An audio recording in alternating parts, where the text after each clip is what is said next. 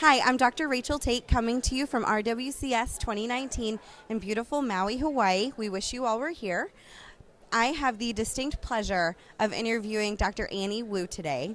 Anny is from Munster, Indiana, and she has a really good poster about something that our patients ask us about that I think is really, really important, and she has some really good salient points for us. Anny, thank you for being here. Tell me about your poster. Tell me about your case.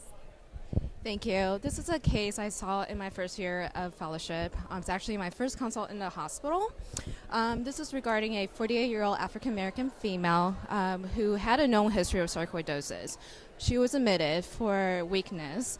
She had right arm weakness as well as she couldn't walk for about a month. So we got on the case, and of course she was put on the stroke pathway. And multiple imaging were done, including MRI brain right here. As you can see, there are some atypical lesions that brought our attention. And because of that, we had to expand our differential.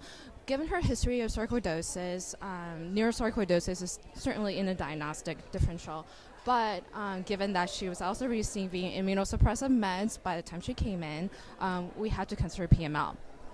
So she was able to get an LP done very early on in the admission.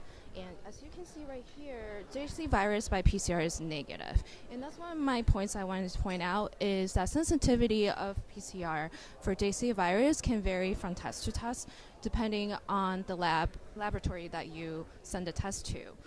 In her case, this being negative really had to make us talk to her about pursuing the diagnosis. Ultimately, we were able to convince her about doing a brain biopsy, and obviously this is not something that anybody would want to do. It took us a long time to convince her to do so, but we got very fortunate with a neurosurgeon who was really helpful as well. So the brain biopsy was actually done for her. As you can see from the biopsy, there were multiple pathognomonic lesions that were consistent with PML, including right here. That's an astrocyte.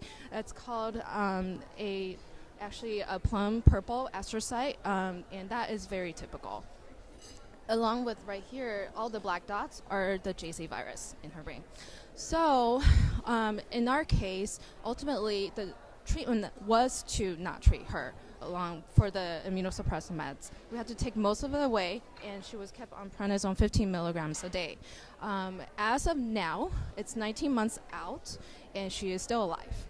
And that's what I wanted to really talk about is she received her brain biopsy on the 9th day of admission, and that ultimately contributed to her survival.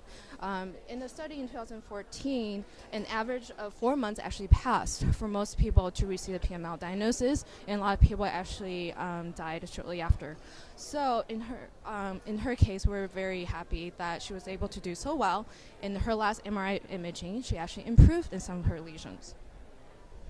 Anny, that's really good news.